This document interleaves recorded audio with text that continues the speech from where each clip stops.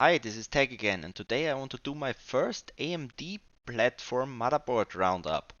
I'm going to do the socket A, also known as socket 462.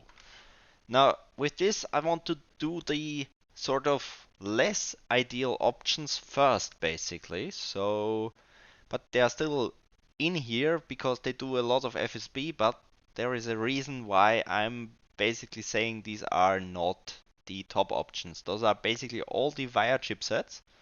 I'm going to start off with this little M80X DFI. It's just in here because it has a good maximum BCLK score, but I have no idea why. It's a VIA KM400 chipset. So it's single channel and IGP chipset. It's just in here because I found it on the list basically. Anyways, let's move on to the first sort of real chipset, I would say. The VIA KT600.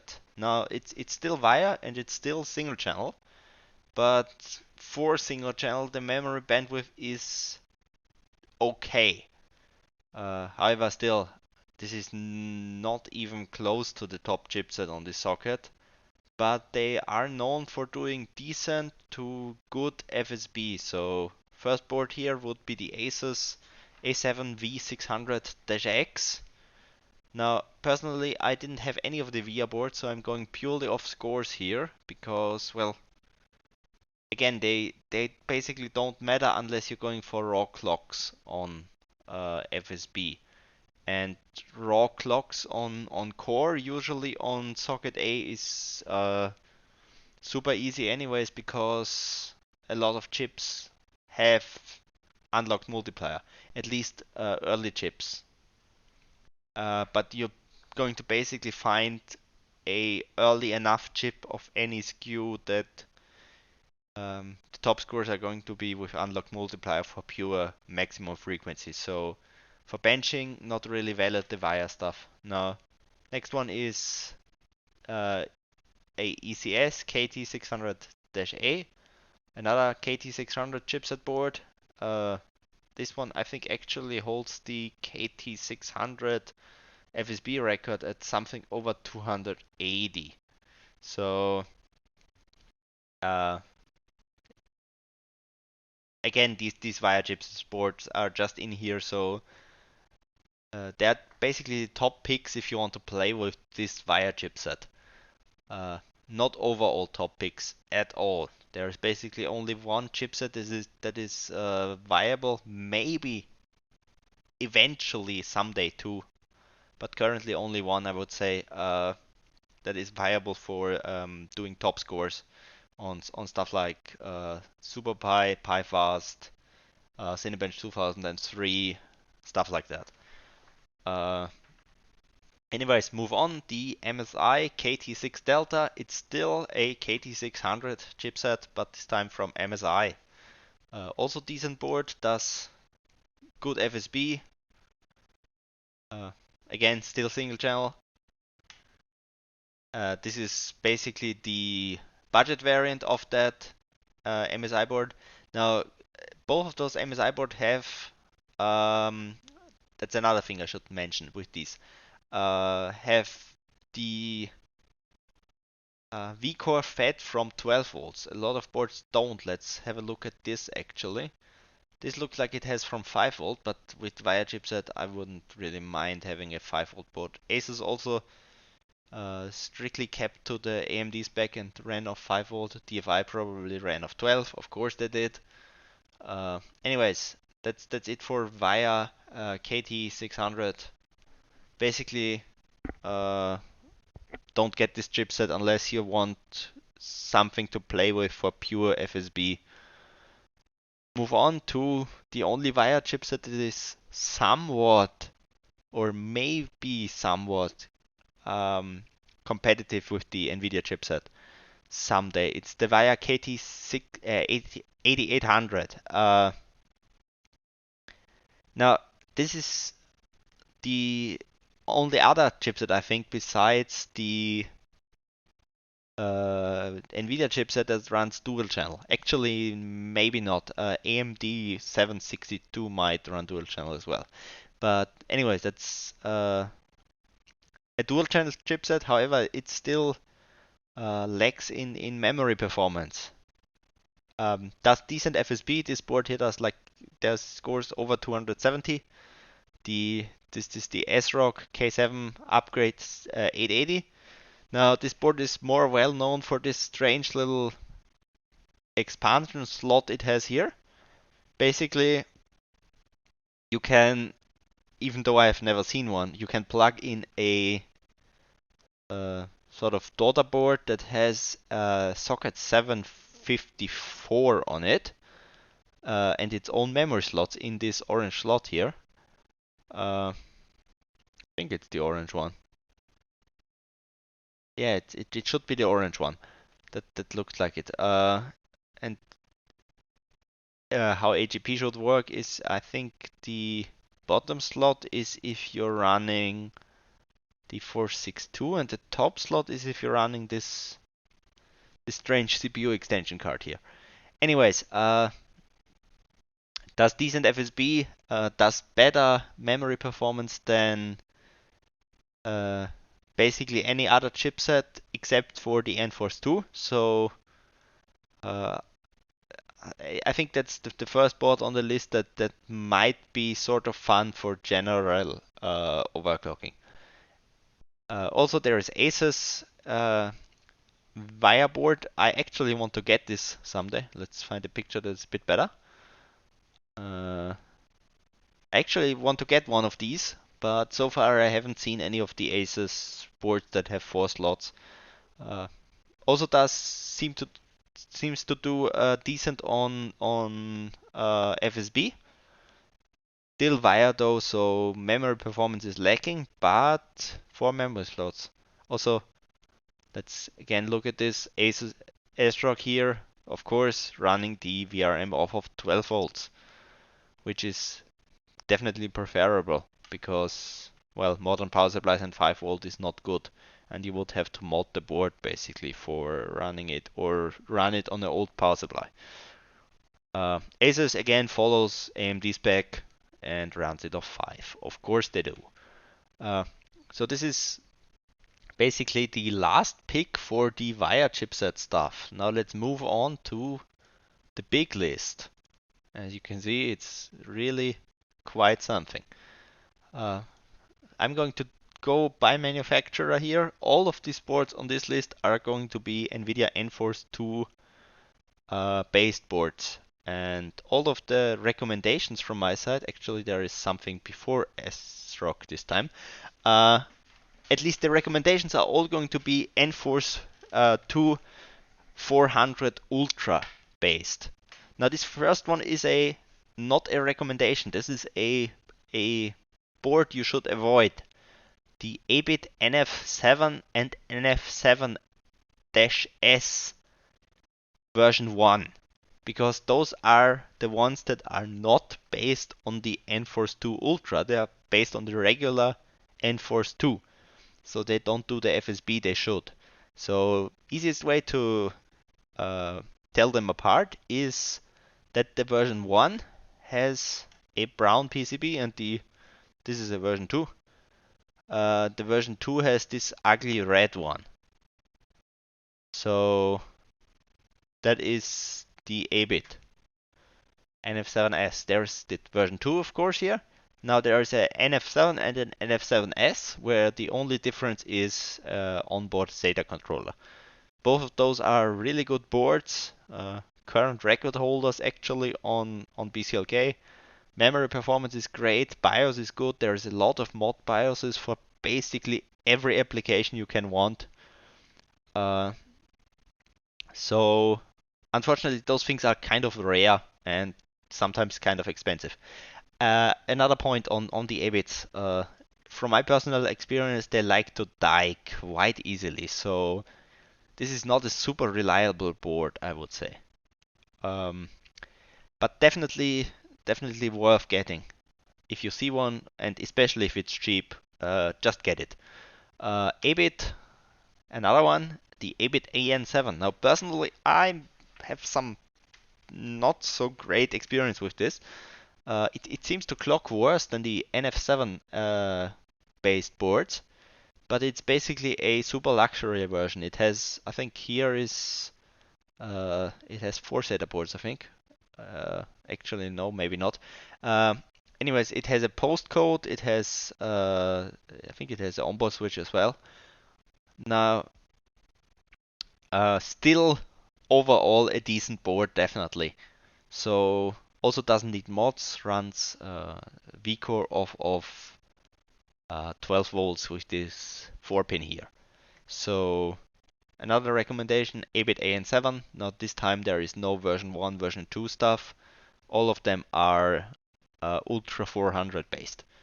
So let's move on to ASRock. There is really only one the K7 NF2 RAID. It's the only one that is based on the Enforce 2 Ultra, Ultra 400. So that is the only pick here for ASRock. Now this one unfortunately doesn't have the VRM on 12 volts, but you can mod it to 12 volts. Now even then it's still kind of I would say underwhelming VRM, but it does perform well enough, and both FSB and memory on this are decent. Uh, there is definitely you can definitely expect that at least most of the samples I think will do 250 plus.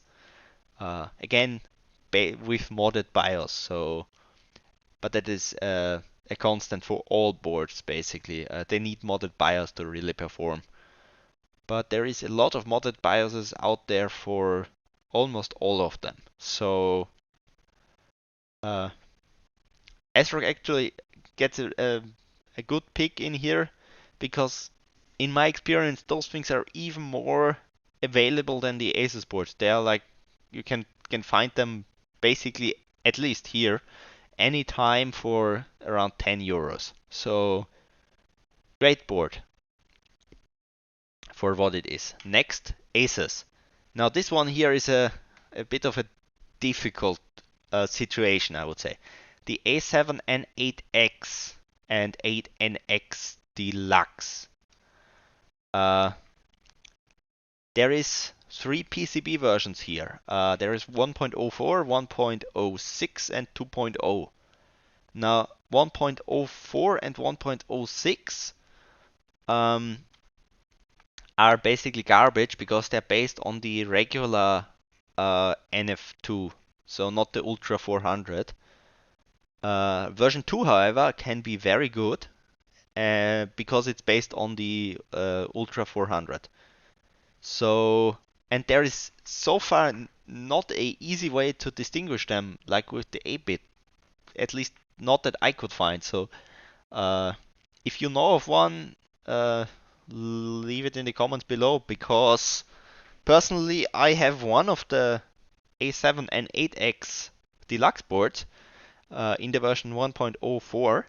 And first off, I thought that maybe because usually the multicolored memory slots came later, that the early versions have black memory slots, but mine has exactly this layout of memory slots.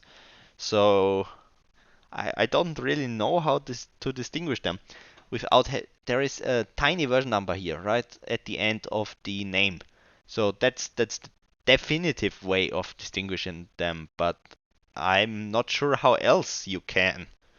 Anyways, with these, basically be careful, like ask the seller if you find one what the version number on here says or something. um, if you find a version 2 of the regular A7 and 8X or the Deluxe, definitely go for it. If it is a version 1 point something, avoid it. Also, ASUS typical, it needs the 12 volt mod or a old power supply with a strong 5 volt rail. Let's move on. ASUS A7N8X-E. Now that dash E here makes all the difference, because with the dash E, you're guaranteed to get a Ultra 400 chipset. So full recommendation for the dash E and dash E Deluxe from me. I think Deluxe and normal dash E are again just SATA or something else. Not a difference that's relevant for overclocking at all. Now let's move on to the big guy. Well, expensive at least. This one is actually on the don't buy list. This is the DFI LAN Party NF2 Ultra. I would say leave it to the collectors because it's not worth the hassle. Now I'm talking specifically about the LAN Party NF2 Ultra that has the VRM here on the side where the I/O is. Also has a huge revision A on here. There is a LAN Party that is good, and that's the revision B we're going to get to now. Basic way to distinguish them, VRM is below the socket. That is super easy. So if you see one with it below the socket, and it's not like 500 euros or something completely ridiculous, you might want to get it. Still, it's DFI, so competition from collectors is going to be pretty overwhelming here. However, the board does decent FSB. It actually pioneered the high FSB like ROM zips and stuff like that. There is a lot of the really early scores back in the day that were good were on either Abit or this LAN party here, because well, basically the same guy worked on both BIOSes. Anyways, this is the LAN Party NF2 Ultra B, so the second revision. That's a recommendation from me. There's also a DFI Infinity board. Now this is basically a budget LAN party. Uglier budget LAN party at that, but it's the same PCB more or less than the Ultra B. So another recommendation, because with this one, I think collectors are not as much after this one because it's not as nice. But you can run the BIOS from the NF2 Ultra B on this board, and then you have a, well, at least for overclocking, fully functional LAN party. So that's it for DFI. Let's move on to EPoX. So this is a, well, there's multiple things with this manufacturer. Now this is a don't buy. The I don't know if it's supposed to be an I like here or an L or something. Anyways, there is a EP8RDA3 with something behind here. Those usually don't seem to do all that well for FSB, especially since there is a lot of other options with EPoX. So there is EP8RDA Plus. There is two versions here.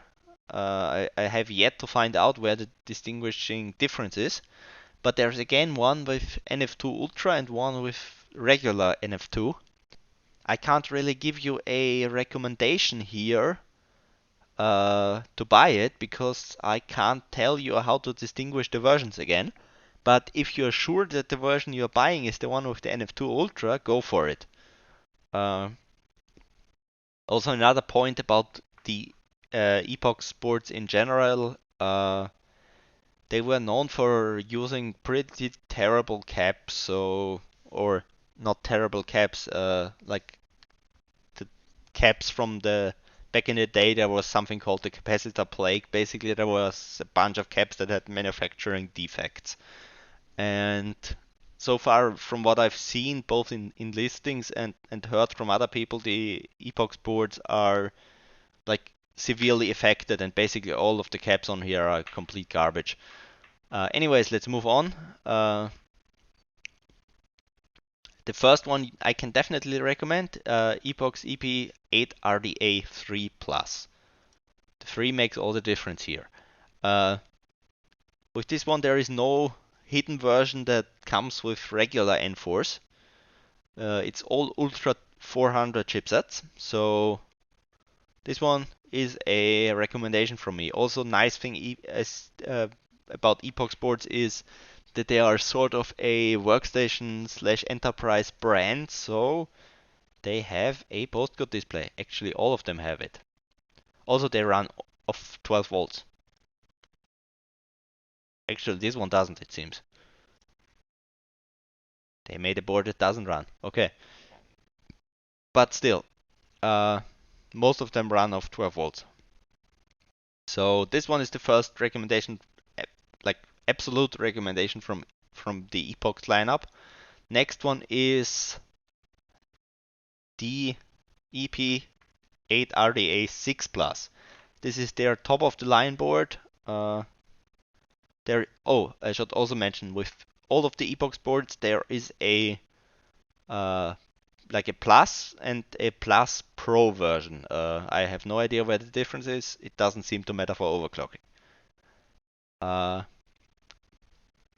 with this one also absolute can buy, no real downsides compared to, well, no real like hidden uh, downsides like regular NF2 chipset in some versions. So I think that's it for the EPoX lineup. Let's move on to MSI. Now there is the K7N2 Delta 2. Now I think I got this right. This board here has a 256 KB memory BIOS chip. So that's basically the only drawback. Clocks seem to be decent if you get a 512 KB BIOS chip and flash the BIOS of the next board in the list, which is not Gigabyte. Where did my board go? Okay. Then we have it to do it this way. ASRock. This one here. This is the Delta. It's dash L or dash ISLR. It's basically just the like peripheral options on the board that like differentiate between the codes. But in general, the uh, red PCB Delta boards, they are decent. Need modded BIOS as everything else does, but they run the CPU off of 12 volts and can do decent FSB. So that is the recommendation on the MSI side. So uh, you might notice that there is way more manufacturers in this than usual, and there's actually going to be some that are pretty much unique to Socket A. Anyways, I would recommend getting this. As with all of the like not really collectible brands, I would say don't spend too much money on it though. So like 10, 15 bucks maybe.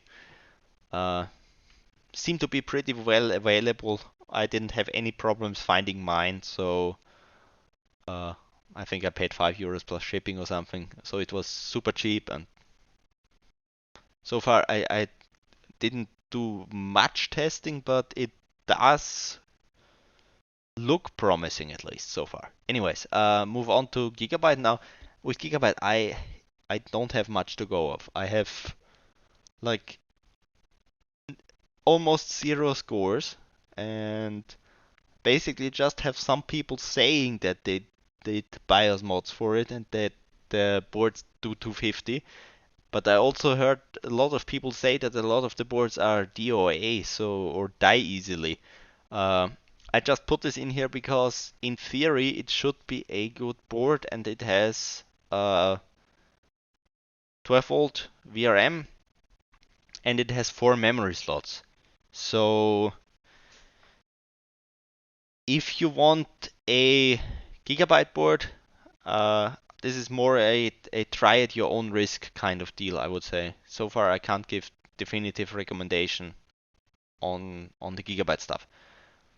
Now, this is just an example. There is a whole NF2 lineup from Gigabyte with all sorts of different options and stuff. So again, Gigabyte, I really didn't fully figure out or was able to research what they do and what they don't do. Same with the next one. This is only in here because there is a pretty ridiculous score that is kind of old, 290 something FSB on this. Soltek NF2 board, not Soltek, Shuttle, I mean, AN35N Ultra. Now, from the PCB layout, I would say it could be a decent board. It has this very strong looking 3-phase per phase 2-phase here. So strong for a 2-phase anyways. 12 volt supply, which is always good. Now, there is modded BIOS for this out there.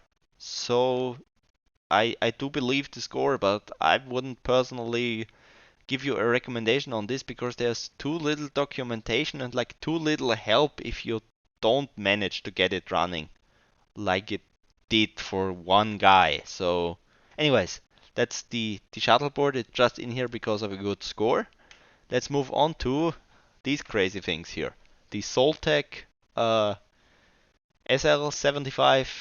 I give up with this. I honestly, who names their mainboard that? Anyways, it's basically the golden Soltek boards that are the good ones.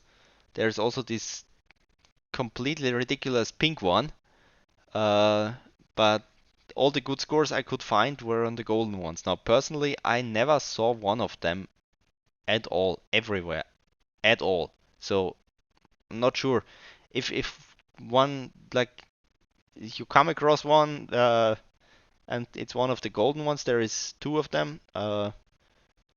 The Dash L and the, why do I have two windows with Dash L? There's a Dash RL like this and a Dash L. The RL has some extra stuff on here. I think it's SATA or a second IDE controller. Let's have the difference here. Here is a controller missing and here is a IDE slot missing. So the Dash RL has extra IDE controller, it seems. If you ask me, that's completely pointless. So either one of them is a recommendation from me. It has only 2-phase VRM, but at least fed from 12 volts, which is good. So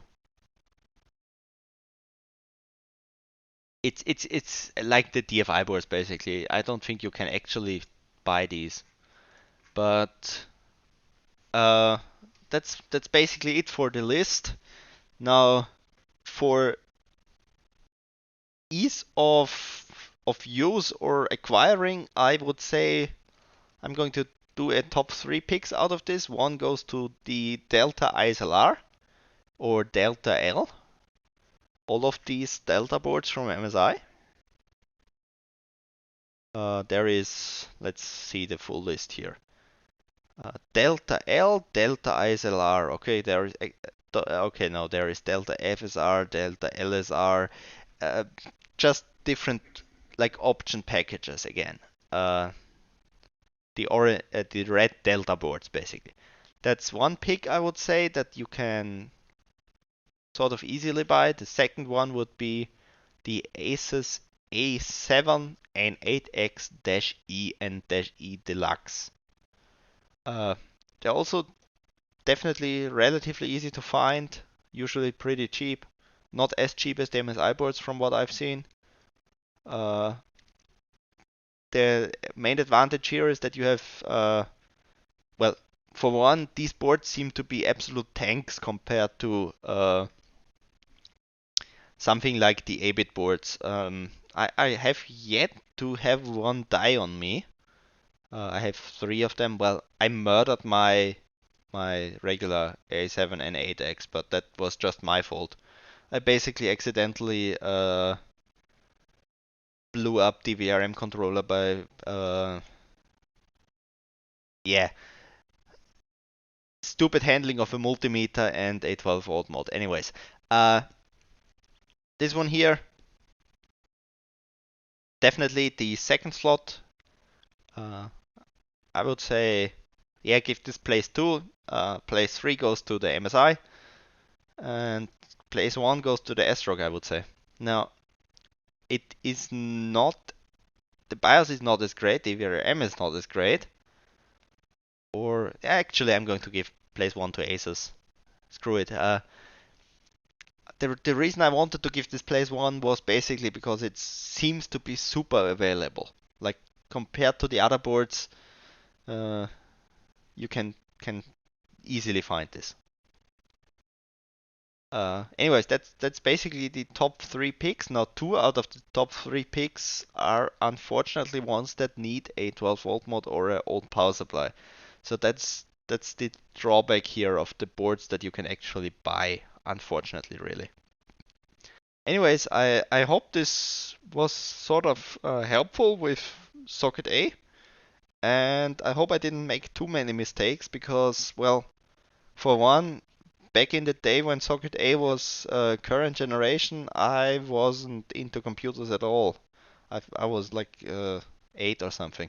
Anyways, and that's at the late end of socket A. So I can't really, I don't really have like first person knowledge of the platform when it was new. And well, I did some overclocking, I would say. Like I have a ton of chips. I binned a ton of chips on the platform. But uh, when I started to figure out memory and stuff and the FSB, all of my Abit boards died on me. So uh, and now I'm getting back into it. So if I missed something, I'm sorry. I'm not as experienced as with 775 and some other stuff with this platform. Anyways, that's it. Bye.